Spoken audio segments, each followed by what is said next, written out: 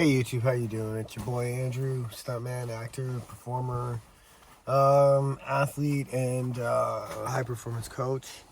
Thanks for coming back, and this video is about sticking your neck out when you need to, and if you got to take a loss, so be it. The other day I was working on a vertical set for just like when they film, they don't, like, the camera lens isn't this way, it's this way. So it's for like a series, like just an online series that's just going on right now. And it was a great time, it was a wonderful time, but I was brought in as a safety guy, and I was just really concerned with what was going on that time. There was a lot of things transpiring when I was looking out, and I was just like, man, this... So I don't know if you guys ever worked with sugar glass before in film. Sugar glass is actually a pretty awesome thing. It breaks pretty easily if you have hair. If you're in my situation, you don't want to be using sugar glass too much because it does break the skin. The way that sugar glass works, it's not like actual regular glass where like a shard. I'm trying to find an example here. So like I'll use this. This is a piece of garbage, but it's like glass and it makes sense. The way that regular glass works, it penetrates and it either pierces in or it slices through.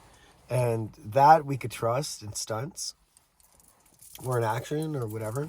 But when you're dealing with sugar glass, with the way it works, it on impact, it hits, and then the mist of the sugar's fibers and dust dissipates and opens out. Okay? In a microscopic level. So now all of this is here. So when you try to remove it, or at the time, if the impact's hard enough, it peel away that whole layer of skin. Okay, and this has happened. So this is an example on the hand. So this could happen on the skull. This could happen on the face. This could happen anywhere. So we have this actress coming into the scene, and she has a towel around her, and shoulders exposed, back bare, and she's supposed to stand in front of a mountain of champagne glasses. And so she's supposed to get pushed, boom, and all these champagne glasses collapse on her and cascade all over her. Now, normally I would say this is actually a really cool thing to do, but A, we didn't have enough time to rehearse this. B, they didn't give me an opportunity to give out a safety speech on the procedure on how sugar glass operates. And C, like the crew, well, the director ideally wanted to create like everything breakable, but the thing is, like, the glass is so weak, like it's so weak that the little bit of weight to it wobbles. And when you have sugar glass, just even doing this action could snap it. So if you have a sugar glass item like this with a very weak stem that has a wobble factor, right? We're looking at these classy little champagne glasses you're going to see in like the video I show, right? They snap right at the top, right? And then if you put liquid inside, they're going to snap. And then if you put them stacked up, which is cool, they'll be strong at a certain pace. But the requirement was when the actor hit the table, they wanted to collapse right away. Now, the only way to do that was to get plastic clear glasses and stack them, and during the layers you put like clear packing tape so you don't see it, and it has more glisten, and it just like stays. So when it all collapses, it collapses on her and it falls out and doesn't shatter on the actor. It falls and gives you the illusion it breaks. And then you could take some maybe one or two of those breakable sugar glasses and scatter it around and decorate your actor or actress, whoever it is. That was the only thing that really concerned me. And, I was kind of a hard case about that when I was on set. And, I was released from the episode, unfortunately. But, at the end of the day, I got a text from the actress. And here's the text right here. I even show you, okay? And it was pretty sweet of her. I screenshot it and I sent it to I sent it to the AD. But here it is. I don't know if you guys can see it, but I'll read it out to you. She said, "Oh, amazing." I sent her some videos of her stunt. "Oh, amazing. And thank you for the videos. I really appreciate it. And also, thanks for your help last night. Know it got a bit intense, so appreciate you making it as safe as possible for me." That's what she said. And I said, "Anytime.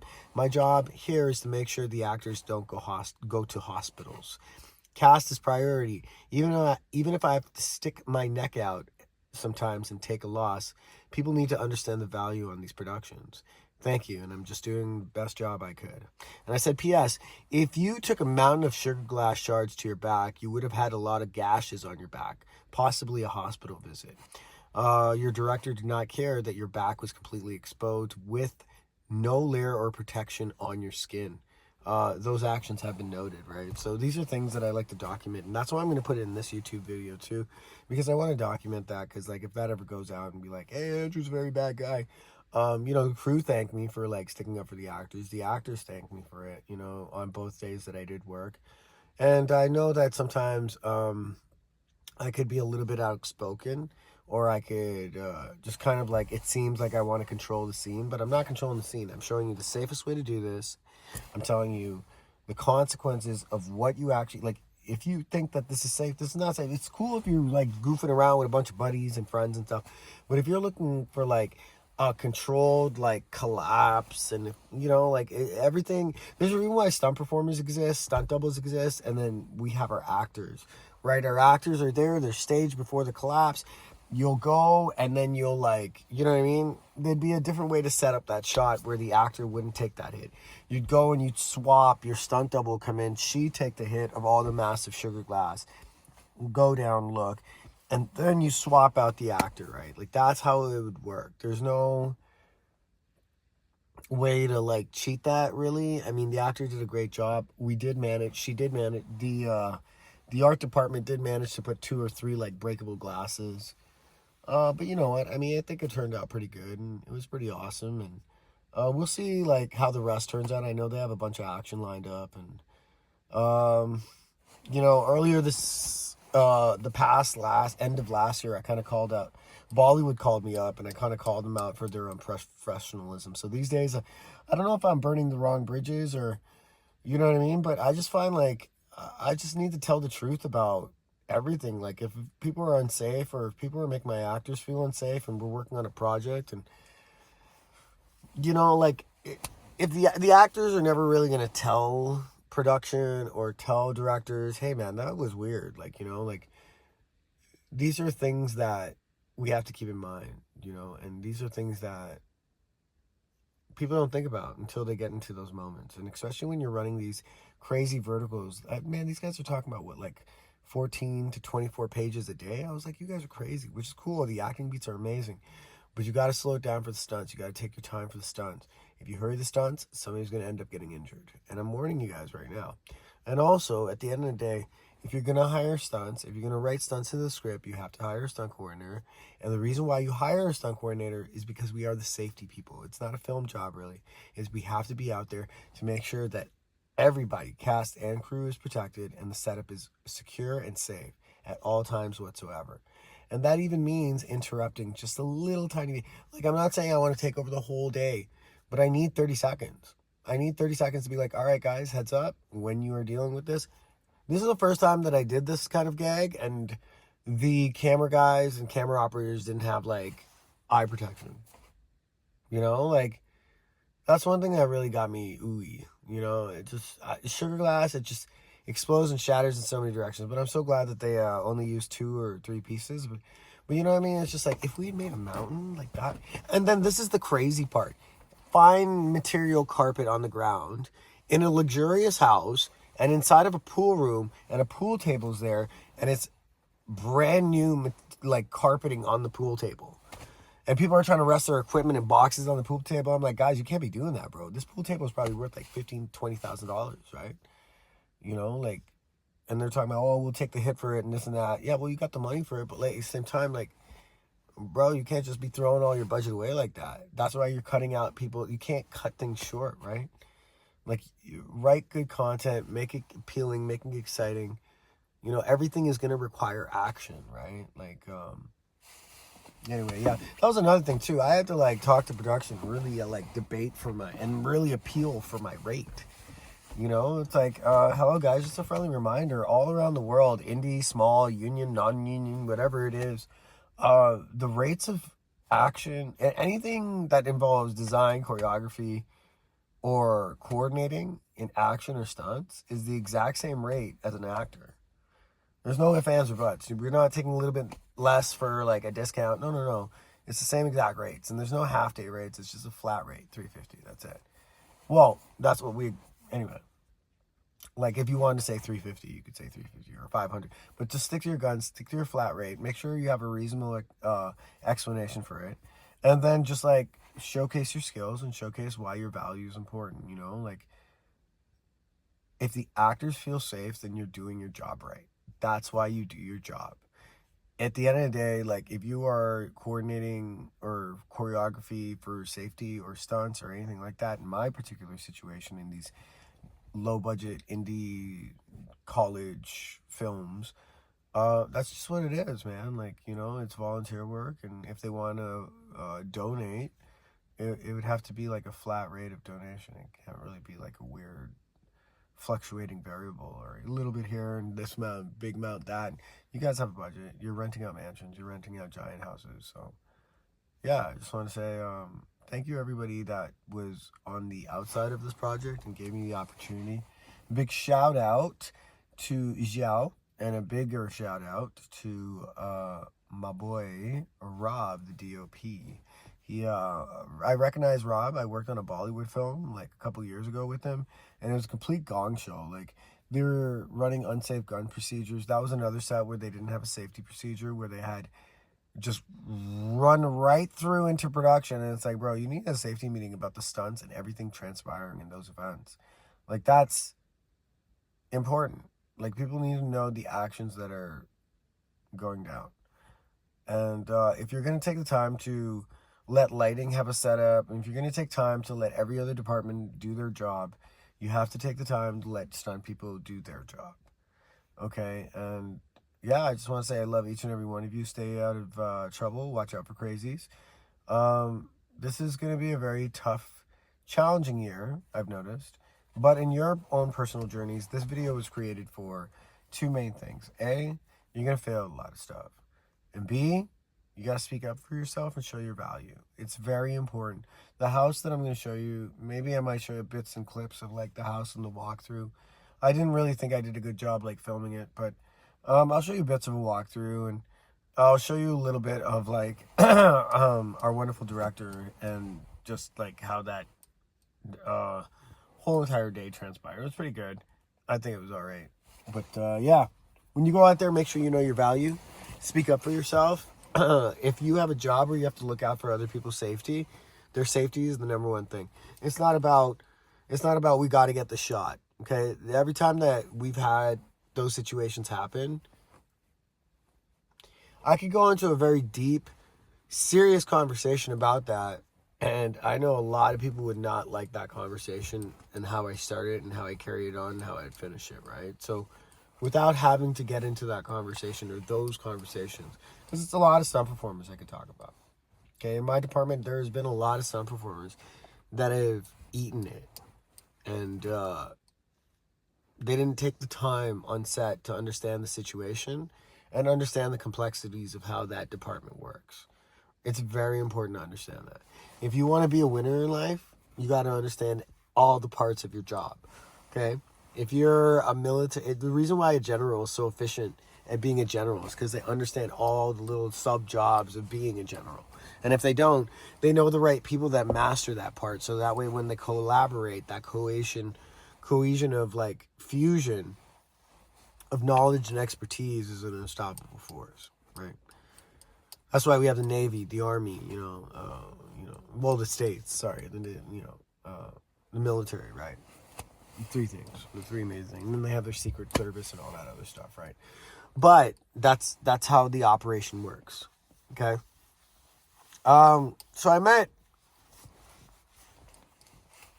this cat on a Bollywood set. It was quite a wild, actually. I met two other wonderful people, Dan and his wife. It was pretty awesome. They were the gun wranglers as well. Now the thing is, they didn't even give the gun wranglers a safety speech. Like these wild run and gunny kind of films are really fun to work on, and it's really cool to reconnect with people that are hungry in the struggle. They are just trying to get a paycheck and trying to get cool roles and great footage, but these productions and the people we have to work for are just an interesting bunch. I really like the productions because they do listen, which is really good. But like some of these directors and some of these some actors are pretty interesting. Out here in the West Coast, it's pretty different. I don't really get, like, if you're gonna say yes to an acting gig for the day, and you agree to doing stunts in your contract and your script, and you're going to go into rehearsal for your stunt with your coordinator and your other, like, performer, why do we have to ask, is it okay if I touch you? I wouldn't go to a martial arts facility and ask, is it okay if I touch you? Like, I get it. Okay, cool. I get it. Personal space, blah, blah, blah. Look, I'm an orphan. I have detachment and disassociation, a serious case of that. So you could have any kind of conversation you want with me about, don't touch me and my rights and all this nonsense. Nah, bro. Okay, let me just break it down like that. Like, I understand that to the T. So don't even try to play that game with me. With that being said, come on. Like, and then, like, you don't even, like, man, you know that the sequence requires you being grabbed in the head and having your hair pulled, right? And then you want to be like this over dramatic actor, but you know you have a kink in your neck. And then you want to, like, it's just so much, man, with these, it's a lot. Like, you know what I mean? Like, at least with some performers, it's like, okay, we're going to go into a rehearsal now. It's like, all right, cool. So this is going to happen here. This happened there. Okay, now block, touch. There's going to be contact. There's going to be touching. I'm not touching you inappropriately. I'm not being a pervert. If I was being a pervert and a creep and a weirdo, by all means. But I'm just coming out there. I'm doing my job. I'm making sure you're safe. I'm making sure everything is shot properly. I'm making sure the angle's right. And I'm making sure the job is done correctly.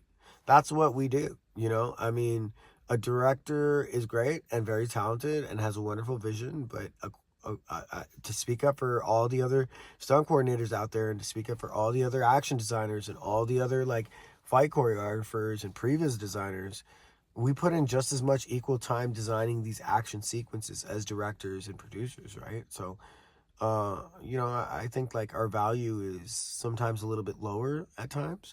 But, you know, when you showcase the value and people take a moment and some time to listen, then they really appreciate it. And you never know where those kind of things will lead you to, right? So I'm never mad at a production.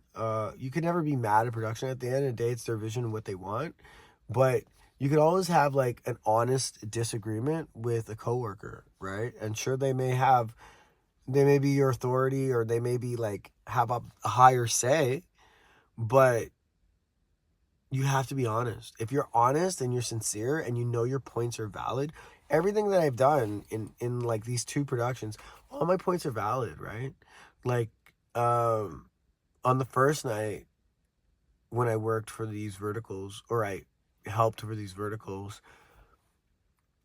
it was interesting because there was a moment where the direction was where these cops had to come out and, like, draw because, like, this individual who just murdered his co-partner didn't realize he murdered the co-partner, and then the cops walked into the room. And the cops wouldn't just see a guy with a gun like this that's a rich white guy and just open fire on him. Like, the guy has to look over the cops and impose a threat into the direction of those officers for the officers to have a reason to have their lives feel like it's in jeopardy and then blast away, right? There's just little things like that. So that was something I noticed. And, you know, a lot of people really appreciated it. And, you know, I just try to look out for people, man. That's the main thing, right? And then night number 2, yeah, I realized that's when they were going to let me go. Because I'm just raw, man. I'm just too honest, you know? Like, I like to tell the truth. I don't like to swear. I just, people tell me I talk too much and I'm too outspoken and too bold. But that's the thing, like, the times that I have to speak and be outspoken in that 30 seconds to a minute, that's because I spent a lot of time listening and observing before and taking in all the bits of information and facts that I need to create that conversation of awareness. You know, I'm not a dick. I'm not a person going out of my way to make people's lives miserable. Like, you know, my life is not really the greatest, and I don't want that to bleed into other people's lives or society. I just want people to be safe. I want to go out, create positive vibes, motivate people, encourage people, you know, give kids hope, you know, and just, like, give back as much as I could to the community, you know? And sometimes you got to bite the bullet, right? Like, we'll see how it goes. You know, I know they're coming out with a lot more productions in the future, so fingers crossed, you know? And also, I want to give one last note I want to give is this right here is, you know, just closing out this whole day. It's been kind of a wild time, so with that said, I do have to make a note. It's on my Instagram that I have a friend from like 20 years ago I've known, and it's just not a good situation. It's my homie, and I just want to say to the family, my prayers and condolences are with you guys. Just a homie of mine, same age as me, and you know, like it's just he recently passed. A big shout out to my friend, Nadir Saeed Ali Al Yassin. Be good, be safe, my guy. You know what I mean? So big shout out to you, my guy. Yeah, big shout out to you, my guy. You know what I mean? Bless, my guy. You're the same age as me. We hung out a lot in our 20s. It was good times. We argued a lot. Hell, we almost got into a fist fight a couple times. I remember when you got fired up a couple times and it wasn't looking good. And you like made it through all of that, and it's just crazy how life is, bro. Now at like 41, you know, it was supposed to be our year. We celebrated 42, right? You know, we're the same age, right? And I'm gonna have to reach out to your younger brother Ella and see how the family's doing. And, you know, just send my prayers and blessings out. And yeah, man, you know, these times are wild, right? So let's just keep our spirits up, look forward. You know, shout out to Nadir. I love you, bro, homie. Always remembered. Pour out a little liquor and light went up. Other than that, yeah, just taking these few notes that I made in this video. Make sure you know your value and always speak up for yourself and speak up for the ones you love and be safe, okay? So that's my video for today. Be good, be safe. If you have anything or scenarios that you've been through, write them down in the comments. I'd love to read them. I'd love to engage in them, and I'd love to just like partake in it. You know, I'm a really big fan of my my comment section. I love each and every one of you. And if you could like subscribe, I would really appreciate it. I'll come out with a video very soon. Sorry I missed like a big old like 20-hour gap there. It's just it was just a whole bunch of information taken. So like you saw in the video, I told you about the 2 verticals and like my friend Nadir. So shout out to you guys. I love you all. Be safe. Watch out. Life's crazy.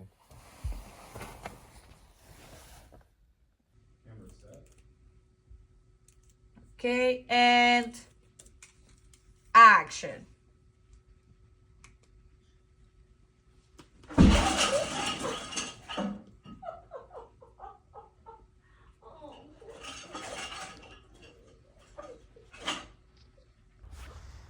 Here we are in beautiful BC, Vancouver.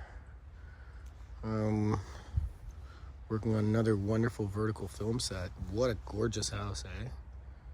God damn, look at that.